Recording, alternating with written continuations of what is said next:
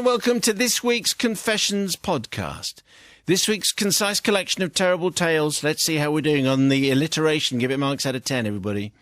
Some audio awfulness. Pretty good. A biblical broken heart. We're quite good and then fell away with it. A puzzling puddle.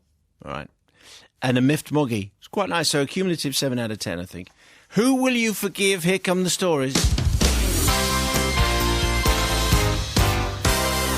This is another Drive Time confession. Thank you, and you can send yours via the website.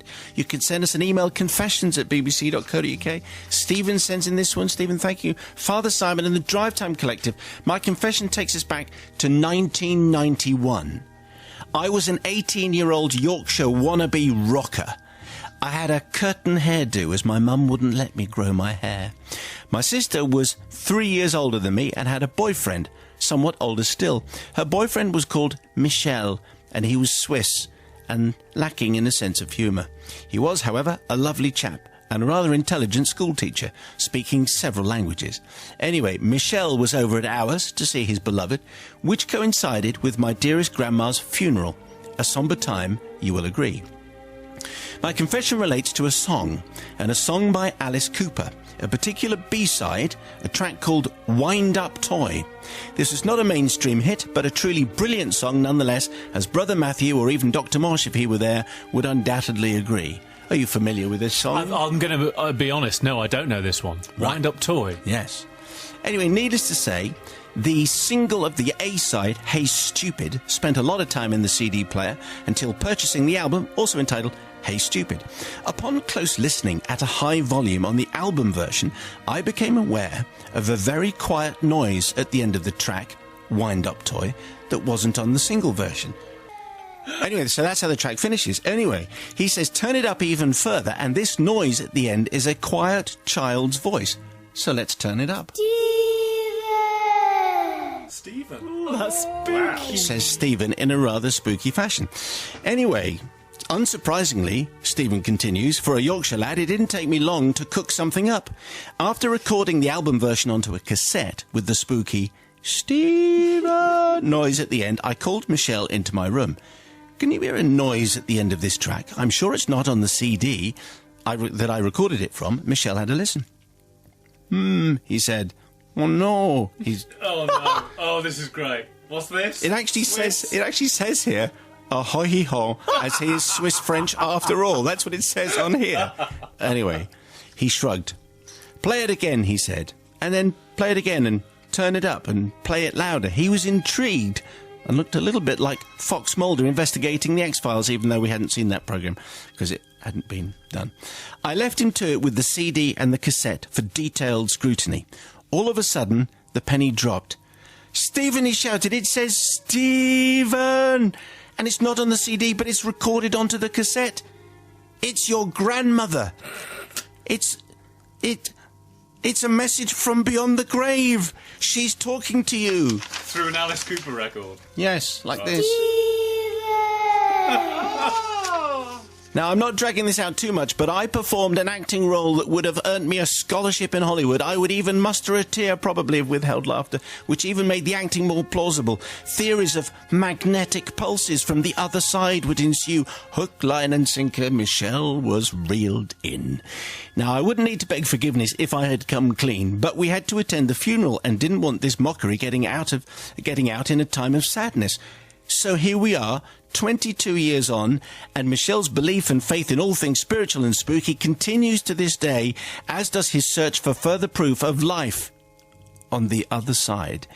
I beg for forgiveness, as I am sure this white noise changed the course of this young man's life. I'm not a bad person, but you must agree that the gullibility of our European relations on occasions does need exploiting.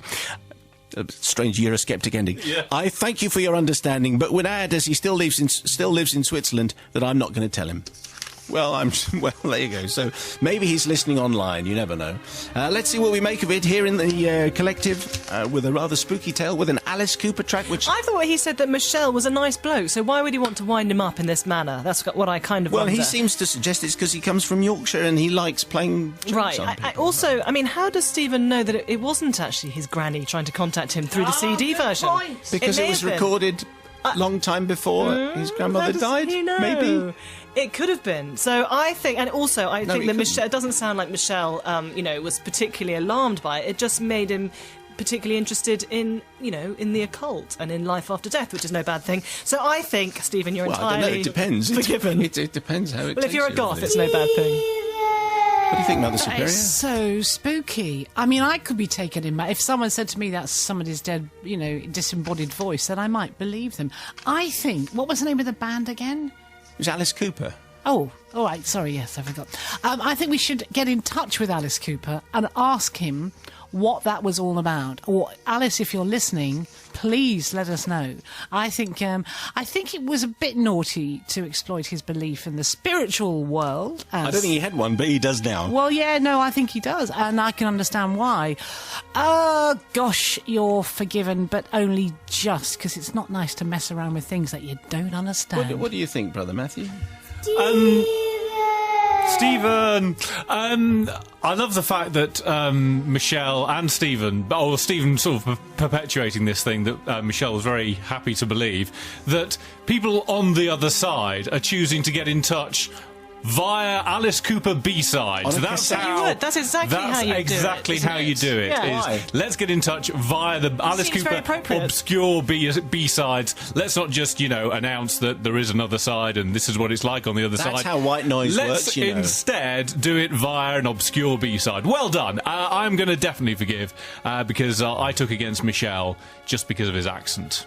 But it was my version. Yeah. Well, I've decided that's enough for me. Dear Father S, you won't forgive this one. I'm pretty sure of that, because I'm not sure I forgive myself. It's a stinker, and that's for certain. It's the spring of 1975, and I am a student at what you normally refer to as a leading university in a busy English city. Not top drawer, but upper drawers, and better than a polytechnic anyway. I'm a second-year English Lit student, and somewhat taken with the... I know what Matt's going to go. And somewhat taken with the ways of Milton, Hardy, and the rest of them. I read all day, every day. I walked, I am ashamed to say, from lecture to seminar, and back to lecture, head deep in poetry or literature, ignoring pretty much everyone and everything. My walls in the flat I shared had classical images of Byron and Shakespeare, as opposed to the lady tennis player who'd forgotten her undergarments, or a Che Guevara, that kind of thing. My friends and I didn't discuss sport or politics, but magical realism and the Brontes. Sal's looking charmed. I like the cut of your jib. This is like a night out in the pub with Matt and George Riley, isn't it, really? Very much so, yeah. At this point, I should also mention the university chapel, which I attended on an infrequent basis. When I go, I love the singing and the friendship, but usually come Sunday morning, I'm too fast asleep to walk the half-mile to the service, so stay under my 70s Draylon sheet and blankets. Then one Sunday, when I finally muster the energy required to go to chapel, I notice a girl who I hadn't seen before. She's petite and stunning and called Susan. After the service, I find myself next to her in the queue for coffee, and we start talking. To say we hit it off is an understatement, and we talked for ages. When the chapel was closed, we carried on our chat in the Union Building, and then we walked for a while. You could say I was smitten. She was from Leeds, a first-year American Studies student, and wore a necklace of silver charms I remember to this day. The same thing happened the following Sunday. We sat together and shared a song sheet. She had a lovely voice, a beautiful but gentle soprano, and by this time I was totally gone. She was the one for me. We hadn't had a date or anything, but I just knew she was perfect. That is, until she stopped coming to chapel. 2 weeks passed and no sight of her. I called round to her flat, but a flatmate said she was out. They said that the next day too. I think you should have realised by now, Lovelorn Thomas. Anyway, they said that the next day too. I left a note for her saying I hoped to see her that Sunday, but still she didn't come. I started hanging out near the American Studies Hall, and then one day I saw her emerge from the building, bright and smiling, and arm in arm with someone else. I stood frozen to the spot, unable to take in what I was looking at. A few yards further down, she nuzzled her head into his neck, and I knew that I was lost. I'm sure most listeners remember what it's like when you are so heartbroken you feel sick. Well, that was me. I must have stood there for ages. I have to admit, I cried just a little. Oh. And so the following Sunday, I find myself... It's premature. And so the following Sunday, I find myself back in chapel for what I discover is Share Your Favourite Bible Verse Sunday.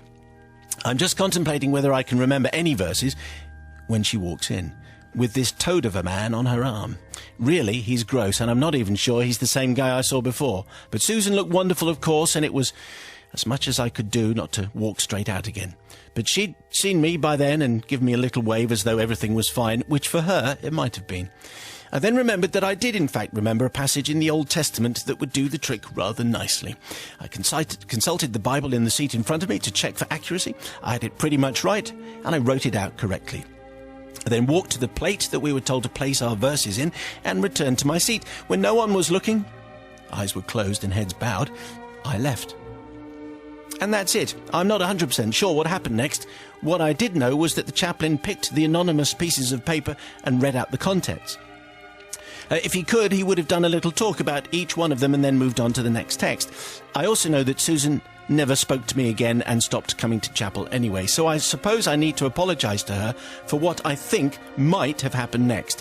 What I wrote on my paper was, quote, "This verse always makes me think of Susan, and it's the Song of Solomon, chapter 4, verse 5. Any takers as to what that might be?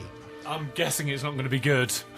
What do you think, Mother Superior? Song of Solomon, chapter 4, verse 5. It's about lying down with... I'll read it to you. Okay. How beautiful you are, my darling. Your hair is like a flock of goats descending from the hills of Gilead. Your teeth are like a flock of sheep just shorn coming up from washing. Your lips are like a scarlet ribbon. Your temples like two halves of a pomegranate. Your neck is like the Tower of David. Your breasts are like two fawns of a gazelle browsing in the lilies. What? Solomon, Song of Solomon, chapter 4, verse 5. Now, you might not read that last bit, but you get the idea. If the chaplain read out what was on my paper, that's what he would have said. And now, many years on, it seems pathetic and stupid, but at the time it was right. I stopped going to chapel until my third year when there was a new chaplain. I hope I didn't finish the other guy's career with my misplaced Bible verse. Lovelorn Thomas had it bad, but his knowledge of the Old Testament won through in the day. Let's see what our very holy collective make of that. Of course, they all knew what was in the Song of Solomon, really. Yes. I think the problem was that Thomas clearly loved Susan, and Susan just thought Thomas was a friend of hers, and that is an issue. And I think was a bit of a creep for hanging around the American Studies Department. Yeah, but I mean, I think he was within his rights to be a lovelorn, rejected, spurned boyfriend, and to do that kind of thing. So I think no, it was fine, Thomas, and you did it. It was very much in keeping with your yes. character, and so yeah, you were true to yourself. Well done. Thank you. Thomas, Mother Superior. you sound to me like a lovely, sensitive, intelligent lad. And I think you are obviously suffering from rejection, yes. from jealousy, from utter misery, because you had thought that this girl was interested in you, and maybe she'd led you on, maybe she had, maybe she hadn't, but there was something there that made you think that maybe there was a future for the two of you. So I am going to say that in all of those circumstances, I would forgive you. I'm going to read up on the Song of Solomon when I get home, actually, because I should know it. But anyway, and don't take any notice of what Matt's going to say to you about being horrible, about being such a silly person with your nose in books and things. You sound lovely and sensitive. Yeah, brother. And you're forgiven. Yeah, Brother Matt. Come on, then. Thomas, you silly boy with your nose in books and everything. I'm going to forgive Thomas, you know definitely. What I mean, Thomas, don't you? Because I tell you what I'm intrigued by. Is that the worst bit you could come up with from the Bible? I mean, you clearly know the Bible very well, because I've never heard of that verse, and you knew it off pat, and so well done to you for that. Your hair is like a flock of goats. Yeah, who remembers? No, I don't remember that one at all. Nice boy.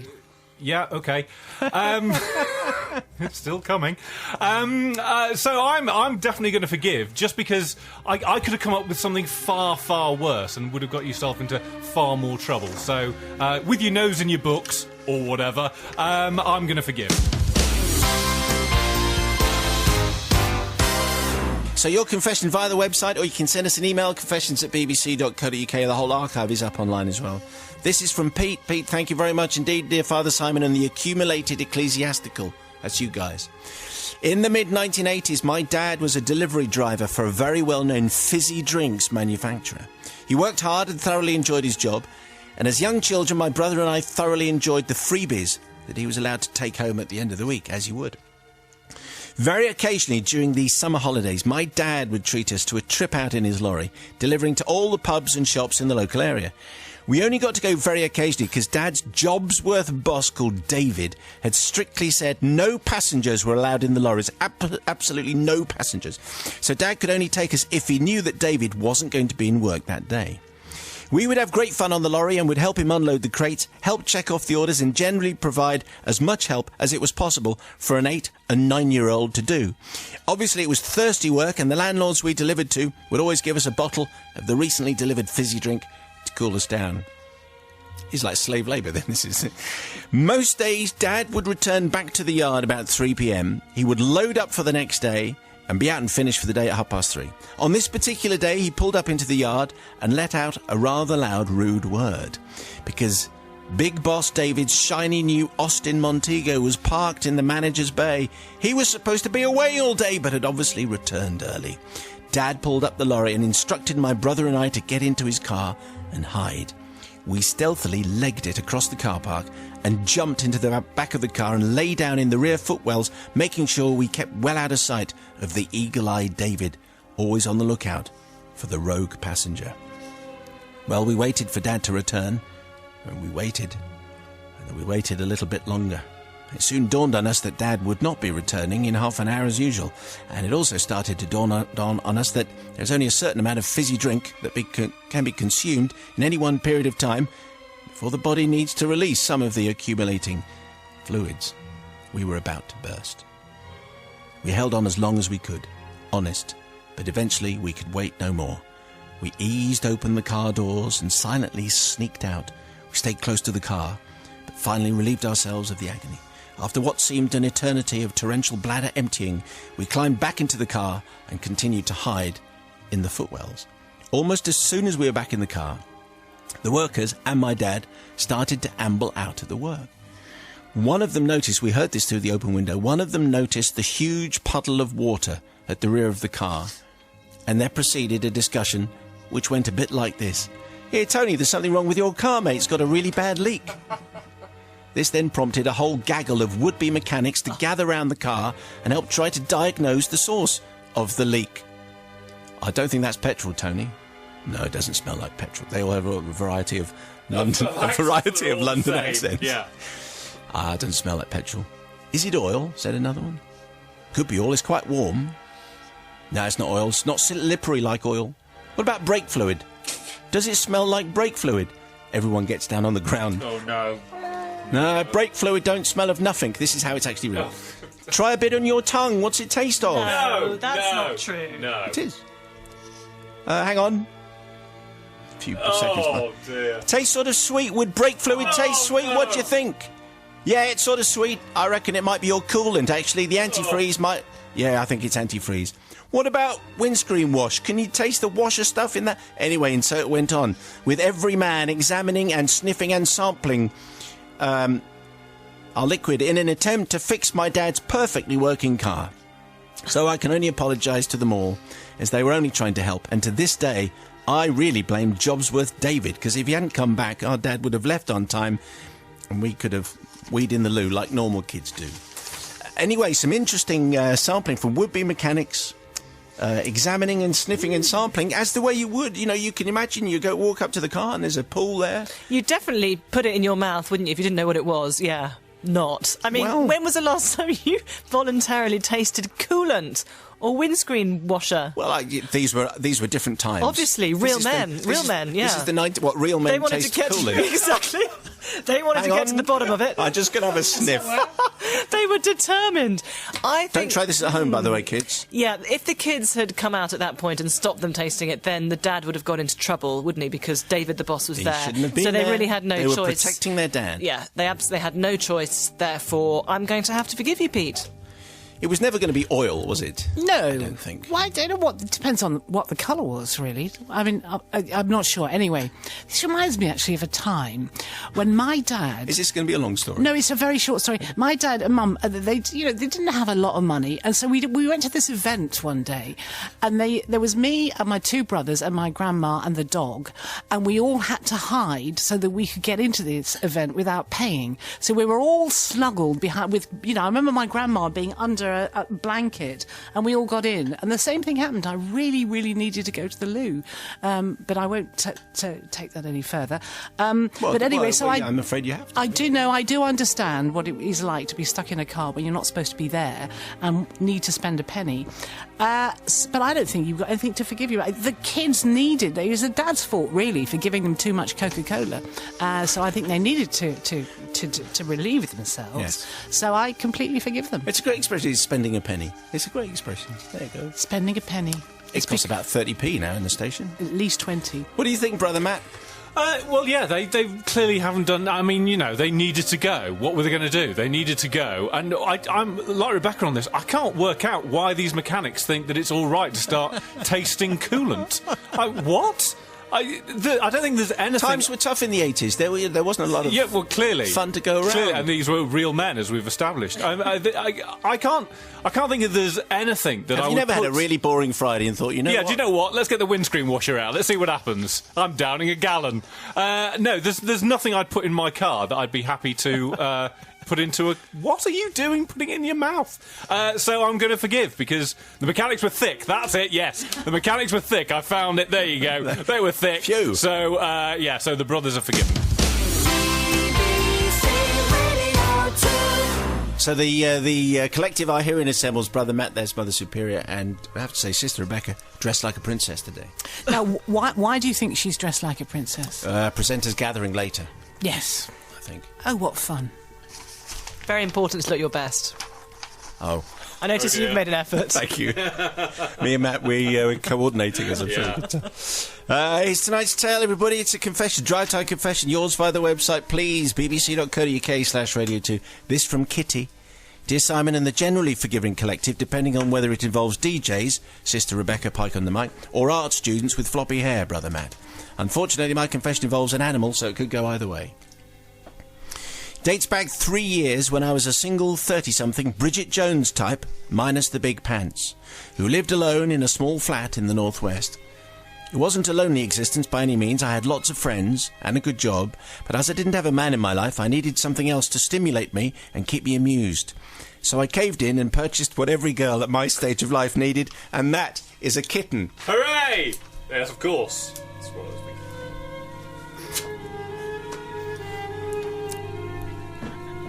Lovely music. It is. She might dress like a princess. She doesn't act like one. No. That's what I'm saying. Grace. I went down to my local rescue centre and came home with Furry Tabby Bob. Well, me and Bob got on famously. He was fun, cute and lovable and very playful. Soon my evenings were not filled with scouting the local dating sites, but playing with Bob and thinking that a single life with 27 cats might not be such a bad existence after all. But Bob the kitten soon became Bob the cat, and it became more and more difficult to keep him amused and to keep him to play with anything. I bought him one of those laser pens that all cats seem to go mad for, but Bob just looked at it as if to say, "It's a light. I know it's a light. Now go away." Then, shopping in my local supermarket one day, I spotted a toy called Cat in a Bag. To explain, it's a foil paper bag with a ball inside it, to which is attached a fake tail. So when you switch the ball on, it rolls around in the bag, and to the untrained eye, it looks just like a cat has got stuck in a crisp bag. This is it. I knew this would bring Bob back out of himself and remember his kitten days once more. Well, Bob went mad for it. He would stare at it for ages and then pounce. Hours of fun ensued and he was back to his old kitten-like self. A week later, my friend Kate came round with her new boyfriend, James. Kate loves cats, James not so much, but no one's perfect. Anyway, I proceeded to show them Bob and his new toy and how amusing it was to watch him try and get to the cat that was seemingly still in the bag. To be honest, a lot of the time Bob looked at it as if to say, "Are you still in there, you stupid cat?" but then would always pounce on it, either to help it out or seemingly to put it out of its misery, as the cat was seemingly still trying to get out of the bag after hours of trying. And so to the reason for my confession, says Kitty. A week after her visit, Kate called me to say she'd had a rather interesting lunch with her parents when they'd met James for the first time that weekend. Apparently, all was going well until James walked into the kitchen and saw a cat-in-the-bag toy rolling around on the floor. "Hey," he says, "Oh, no. These are great fun," and then trod on the tail. Oh, no. Quite enthusiastically, as it turns out. But as you might have gathered, unfortunately, this toy was not a toy. It was a real cat, in a real bag. Kate's parents' cat Tigger, to be precise, who was playing in one of those foil cold bags. The cat squealed and hissed for dear life and shot out of the bag, bruised, but otherwise unharmed, unlike James. Kate tried to explain to her parents that she'd been at mine the previous week and I'd shown her a toy, just like the scene in the kitchen, but they still believed that James was a psychotic lunatic who liked harming innocent cats, and they did not see the funny side. Oh no. So it's forgiveness, therefore, from a few people forever buying that cat in a bag and showing it off, really. Firstly, from Tigger, who remained under the sofa until James went home that day, and I'm sure has never gone near foil bags ever again for fear of losing its tail if he ever does. Also, forgiveness from Kate and her parents, who probably looked at all of Kate's future suitors with a wary eye to see if they were as crazy as Mad Boy James. But mostly, forgiveness from James, who never meant any harm and just thought he was having a good joke, but instead looked like some maniac who trod on a cat's tail for fun. If it's any consolation, I didn't end up as some Bridget Jones sado, and I'm happily married, although I have got a cat. Yours seeking clemency and vindication. They weren't really extenuating circumstances, were they? It's from Kitty, which I suspect might be a made-up name. Anyway, it's a story of the cat in the bag. You can imagine how it happened, and poor James there just trying to get on with the possibly future in-laws. You just never know what you have to do. What an amazing coincidence that Tigger was in a bag at the same time as James was there, and James had seen a cat that wasn't real in a bag just before. Amazing coincidence. Isn't that amazing? I mean, this is a story. I'm not suggesting anything. This is a story of, like, unintended consequences, really. I mean, Kitty, I wouldn't have thought that's her real name, is it? It's like a cat. Anyway, I worked that one. Yeah. Kitty didn't mean to do any harm, but I think at the same time it has to be said she should have accepted that Bob had just grown up. You know, I think she shouldn't have been so desperate to get Bob to play with her. But there you go. So I don't think she intended to do any harm to poor James. So Kitty, you're forgiven. You have the morals of a skunk. What? Excuse me, why have you said that to Rebecca? Because she deliberately tried to put me off at a key moment. When? Oh, don't pretend you didn't notice. Well, you know. Anyway, I don't think you've got the morals of a skunk. Thank you. Why are you pointing at me? Skunks probably have good morals. Yeah, well, they might do. Who knows what kind of morals a skunk has? Anyway, back to Kitty. I feel an investigation coming on. I do too. They're more interesting than slugs, anyway. Back to Kitty. I forgot what the confession was now. What was it? Well, it wasn't quite so long ago. No, anyway, and it was a man who trod on a cat's tail, didn't he? Trod on a cat's tail because why he do thought it cats was a have toy? tails? I never really know why they have a tail. What's the point of a tail on a cat or a dog? Come to that. I mean, it's just I don't know how. Anyway, so you could blame the cat for having a tail, couldn't you? I don't think so. It's not the cat's fault. I've got to forgive you because you know you were just confused, and yeah, you're forgiven. And you feel a certain empathy. Why? With a confused person. Yes. Now, Brother Matthew speaks for everybody. The truth of this is that James is, he's a bit thick. I mean, if you're going to go into someone else's house and just assume that this new toy that you've seen is definitely going to be a toy and not a cat's tail sticking out of a bag, then not all the marbles are rolling around in James's head, frankly. So I am definitely going to forgive because it's James's fault and it's not her fault for having a toy, even though it's a bizarre name to call your cat, Bob. Who calls a cat Bob? Well, I suppose we might have changed the name. Oh, what, from Kitty? Oh, wow, that was inspired. It's like the CIA here. So maybe it's Kate's fault really, for actually teaming up with new boyfriend James. Yes, let's blame her as well. When really it's James who trod on a cat's tail. Yes, it's his fault. So the people's verdict, please, on 88291. Where should we go? Well, I suspect Rebecca's lost it again. Dear, oh dear. And that was it. Another collection of confessions. Yours, please. confessions@bbc.co.uk. Join us again on Monday. We'll do it again live. And another terrible tale with the collective. Thank you. See you then. Thanks for listening to this BBC Radio 2 free download. Now, why not try more? Jazz for me, I guess, is improvisation. My pick of the best in rhythm and blues. Music from Richard Thompson, Chris Wood and Pentangle, amongst many, many others. All at the BBC Radio 2 website.